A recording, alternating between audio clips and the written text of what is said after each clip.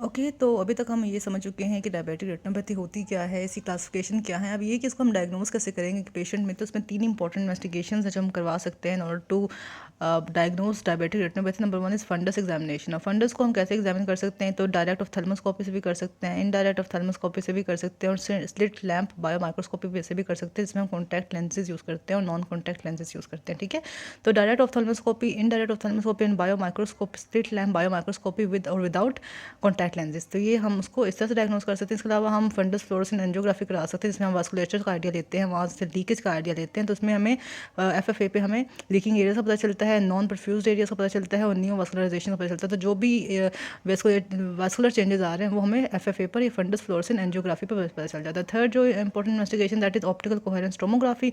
OCT basically हमें macula की thickening का बताती है। तो जो जो वहाँ पे स्ट्रक्चरल चेंजेस हो रहे हैं, या थिकनिंग हो रही है, थिनिंग हो रही है, या एक्सुडेशन की वजह से थिकनिंग हो रही है, वो सब हमें OCT पर या ऑप्टिकल कोहेरेंस टोमोग्राफी पर चल जाए, जिससे हम असेस करते हैं structural changes in retina and diabetic maculopathy. तो मैक्यूलोपैथी में जो स्ट्रक्चरल चेंजेस होते हैं वो हमें OCT पे पता चलते हैं। तो ophthalmoscopy, biomicroscopy, FFA and OCT, ये इंपॉर्टेंट डायग्नोसिस के लिए इन्वेस्टिगेशंस हैं।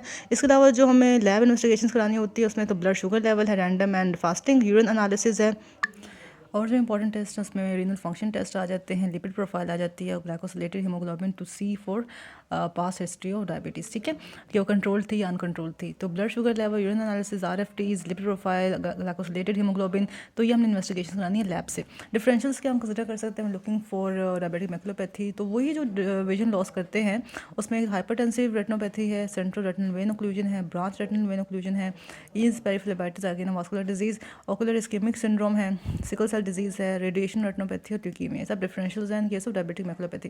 ट्रीटमेंट कैसे करना है, डायबिटिक रेटिनोपैथी हो रही है, ट्रीट कैसे करें, तो ट्रीटमेंट डिपेंड करेगा कि वो कौन से स्टेज पर है। ठीक है, और उसकी क्या कॉम्प्लिकेशन अब तक मैनिफेस्ट हो चुकी हैं। तो ऐसे जनरल ट्रीटमेंट हमने करना है, फिर हमने देखना है कि जनरली हमने प्रिकॉशनरी ट्रीटमेंट देखना है, और फिर हम इसका मेडिकल ट्रीटमेंट देखेंगे, लेजर ट्रीटमेंट देखेंगे और सर्जिकल ट्रीटमेंट भी देखेंगे। जनरली हमने बस ये देखना है that patient education is very important regarding the regular review and treatment schedule in order to prevent vision loss, कि वो रेगुलर विजिट करता रहे, फॉलोअप्स पे आता रहे, और रेगुलर उसका रिव्यू होता रहे और ट्रीटमेंट स्केड्यूल उसका प्रॉपर हो। ठीक है, देन जो उसके रिस्क फैक्टर्स उसको कंट्रोल करने की ज़रूरत है। Like diabetes is the risk factor, तो diabetes has to be controlled, और जितनी ड्यूरेशन डायबिटीज़ कम होगी और जितनी वो कंट्रोल में होगी उतना ही इसकी जो कॉम्प्लिकेशन है वो कम होंगे। तो good control of diabetes is important. Then हम हाइपरटेंशन, जिसके कोमोर्बिड से हाइपरटेंशन, अनीमिया, नेफ्रोपैथी और हाइपरलिपिडीमिया, उसको भी कंट्रोल कर सकते हैं, उसको भी अवॉइड कर सकते हैं, ट्रीट कर सकते हैं in order to decrease its adverse effects on diabetic retinopathy. Hypertension, anaemia, nephropathy, hyperlipidaemia. ठीक है, अच्छा, देन जो उसका मेन स्टेप ऑफ ट्रीटमेंट है वो हम मेडिकल भी देखते हैं, लेज़र भी देखते हैं और सर्जिकल भी देखते हैं। मेडिकल ट्रीटमेंट हमने 2 इंपॉर्टेंट मेडिकल ट्रीटमेंट देखने हैं। हमने देखा था कि जब प्रोलिफरेटिव स्टेज था डायबिटिक रेटिनोपैथी का, उसमें यही हो रहा था ना कि जो डाइंग वेस्कुलेचर है, जो डाइंग ब्लड वेसल्स है, वो फिर सक्रीट करते हैं, ये जो डाइंग पोर्शन रेटिना का वो सक्रीट करता है ऐसे वास्कुलर ग्रोथ फैक्टर्स जो फर्दर न्यू वेसल्स की फॉर्मेशन करा रहे हैं। अब न्यू वेसल्स की फॉर्मेशन होती है तो उसका नुकसान ये होता है कि उन वेसल्स में ऑलरेडी टोल्ड यू कि वेस्कुलर कंपोनेंट तो कम होता है, फाइब्रस कंपोनेंट ज़्यादा होता है, जिसकी वजह से वो वेसल्स दरअसल फाइब्रोसिस करा रही होती है। और अगर वही वेस्कुलेचर ज़्यादा प्रोलिफरेट कर जाए over the portion of macula, तो again as I told you कि उसकी वेसल्स इतनी स्ट्रॉन्ग नहीं होती, तो जो न्यू वेसल्स बनती हैं उनमें ज़्यादा टेंडेंसी है कि वो हेमरेज वहाँ पे होगा, एक्सुडेशन होगी, और that is not good. New vessels तो बन रही हैं लेकिन वो वीक वेसल्स हैं, उनमें ज़्यादा टेंडेंसी है to undergo exudation and haemorrhages. तो हमें वो न्यू वेसल्स नहीं चाहिए, तो हमने उन वेसल्स की फॉर्मेशन को रोकना है by giving the injection of anti VEGF, anti vascular endothelial growth factors का इंजेक्शन होता है, जो कि क्या कराता है, एक तो अच्छा इसको ना हम इंट्राविट्रल देते हैं। इंट्राविट्रल मतलब कि हम डायरेक्ट विट्रस ह्यूमर में देते हैं, और उसका फ़ायदा ये कि एक तो ये मैकुलर एडीमा डिक्रीज़ कराता है बाय डिक्रीजिंग वेस्कुलर परमेबिलिटी, ठीक है, एंटी-VEGF, और सेकंडली ये करता है कि ये रिग्रेस कराता है न्यूवास्कुलराइजेशन को by inhibiting the endothelial cell proliferation, क्योंकि ये एंटी-VEGF है ना। ठीक है, तो एक तो मैकुलर एडीमा को कम कराएगा by decreasing vascular permeability, secondly ये रिग्रेस कराएगा न्यूवास्कुलराइजेशन को by decreasing endothelial cell proliferation. और ये 2 तरह का होता है, या 2 इसकी ड्रग्स एग्जाम्पल है एंटी-VEGF में। एक है बेवासीजुमाब और एक है रानीबीजुमाब, बेवासीजुमाब एंड रानीबीजुमाब। ठीक है, इंपॉर्टेंट है। इसके अलावा हम स्टेरॉइड्स भी दे सकते हैं, भी हमें इंट्राविट्रली ही देने पड़ते हैं। इसमें ट्राइएमसिनोलोन एस्टोनाइड है जो कि हम देते हैं तो उससे मैकुलर एडीमा क्योर होता है, क्योंकि हमें पता है कि कहीं पर भी अगर एडीमा पड़ा हुआ है तो उसके लिए स्टेरॉइड्स बहुत इफेक्टिव होते हैं। तो same goes for vitreous humour as well. तो हमने इंट्राविट्रल इंजेक्शन देने होते स्टेरॉइड्स के, इसमें एग्जांपल है ट्राइमसिनोलोन एसिटोनाइट की, और used to treat diabetic macular oedema. But इसकी कॉम्प्लिकेशन ये है कि स्टेरॉइड्स दरअसल सेकेंडरी ग्लूकोमा और कैटरेक्ट भी कॉज करा सकते हैं। अच्छा, एक तो मेडिकल थेरेपी में हमने 2 इंपॉर्टेंट ड्रग्स देख लिया। अब हम लेजर थेरेपी देखते हैं। लेजर थेरेपी में हमने करनी होती है लेजर फोटोकोगुलेशन। फोटोकोगुलेशन मतलब ये है कि हम उस एरिया में वेसल्स को कोगुलेट करके उस एरिया को डेड करा देंगे, ठीक है।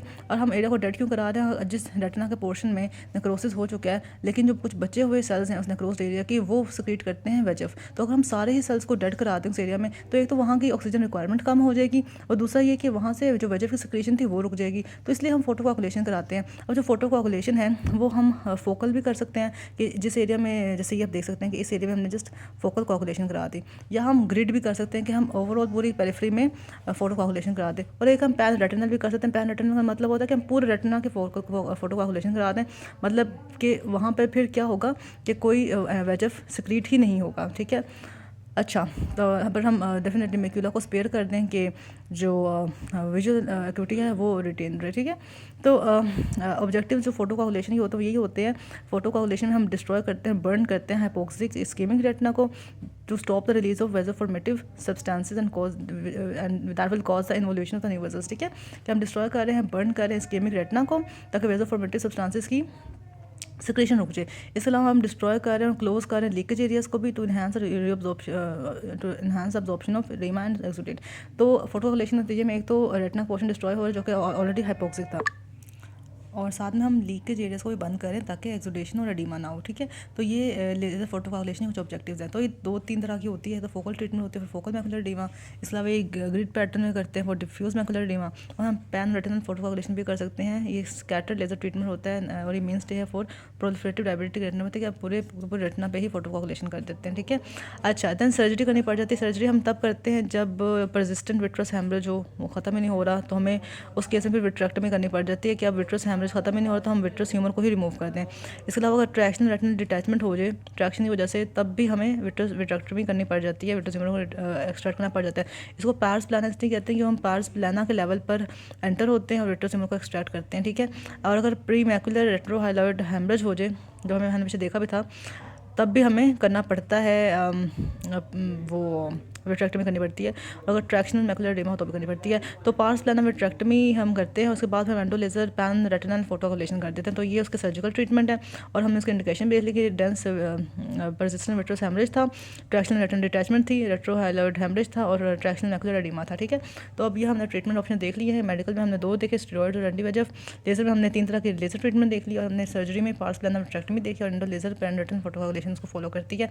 तो this is all about the diagnosis, investigations and treatment for diabetic retinopathy.